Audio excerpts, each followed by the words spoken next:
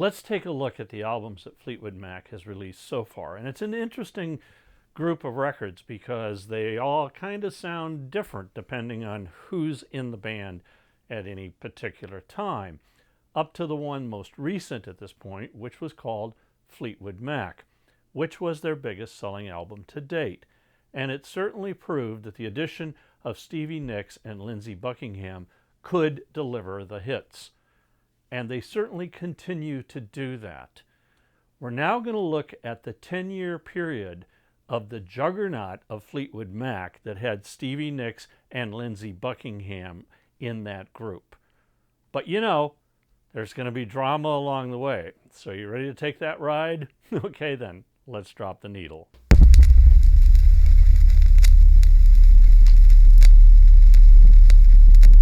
As I said, the first album with Buckingham and Nicks, Fleetwood Mac, was a big success.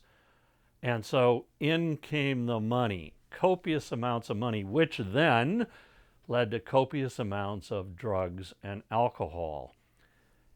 It's a wonder this band could even function, because when they would get into the studio, you had the issue of John and Christine McVie getting a divorce, Stevie Nicks and Lindsey Buckingham barely able to talk to each other because their relationship was breaking up, then Mick Fleetwood divorcing his wife Jenny Boyd, and then starting a relationship with Stevie Nicks. It's amazing to me that these five people could even get in the same studio and create any music together.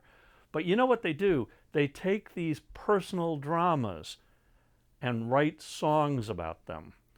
And that's how they create what I consider their masterpiece, which is the album Rumours. It won a Grammy Award for Album of the Year, sold over 40 million copies worldwide.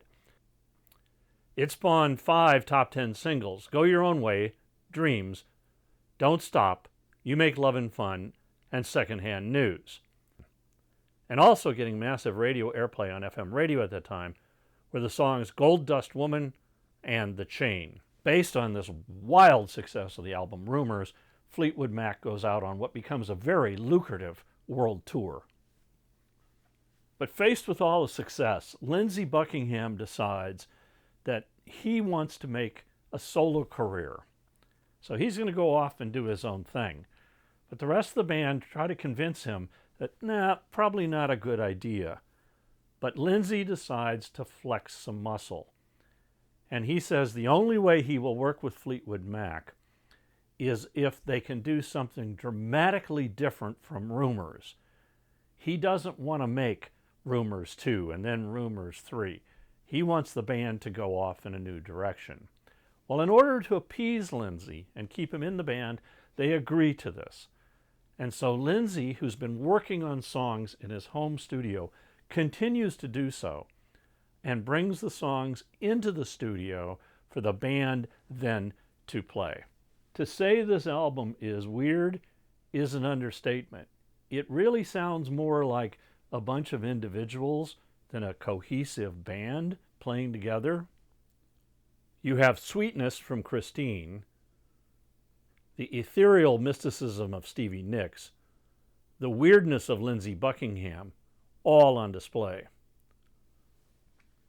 And nobody wanted to have their songs cut from this album. So it becomes a sprawling double album with 20 different tracks, and it's called Tusk. And for any Fleetwood Mac fans who was hoping for a follow-up to Rumours, this is what they get, and it doesn't sound anything like Rumours. Lindsey got his wish. The album spawned some hit singles, and it managed to sell 4 million copies, which is good, of course, but the label considers that a failure, since Rumours had sold over 10 million. I like Over and Over, Think About Me, Of Course Sarah, Not That Funny, Sisters of the Moon, Never Make Me Cry, Beautiful Child, and the song with the USC Marching Band, the title song, Tusk. But there are some oddities here as well, like Lindsey's The Edge, What Makes You Think You're the One, I Know I'm Not Wrong, and Walk a Thin Line.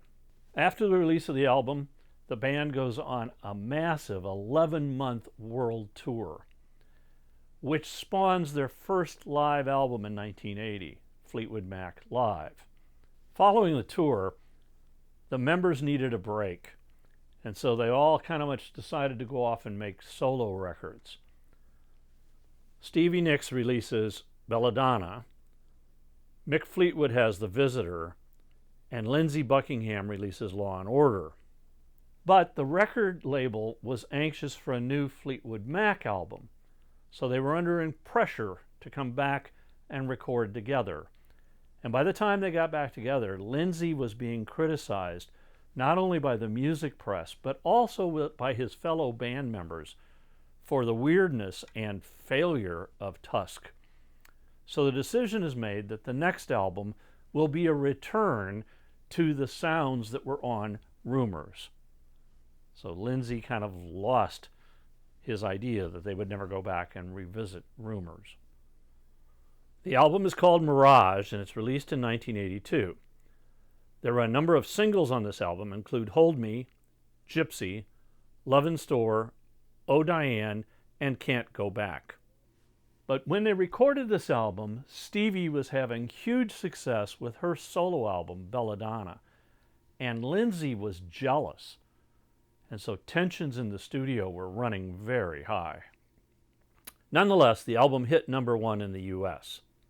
There was a short tour to support this album, and then the band members all decided to go back to their solo careers and work on that. So the press picked this up and said, oh, well, this is the end of Fleetwood Mac. But Lindsey Buckingham said, no, that's not true, because he was adamant he did not want Mirage to be the last Fleetwood Mac album. So 5 years later, in 1987, they released another group album called Tango in the Night. Album is a big hit for them, reaching #1 in the UK. It contains the hits Little Lies, Everywhere, Seven Wonders, Big Love, Family Man, and Isn't It Midnight. This album is their biggest hit since Rumours. On the success of this album, a tour is planned, and just right before they're to start the tour, Lindsey Buckingham decides he's not going to do it, and so he quits Fleetwood Mac. Now, as usual, I've created a Spotify playlist where you can listen to some of the songs that I've talked about in this episode. And here's the link, and I'll also put it in the comments below. So with all their worldwide success, the money, the fame, the great records that they released, the worldwide tours, the adulation of millions of fans, Lindsey Buckingham up and leaves the group. And Stevie Nicks, by the way, is having a very successful solo career. So what's next for Fleetwood Mac? Well, we'll find out in the next episode. Until then, thanks for watching, and keep a-rockin'. If you liked this episode, hit the like button, and you can also leave me a comment down below, and I'll respond to you. If you subscribe, we'll let you know when future episodes come out.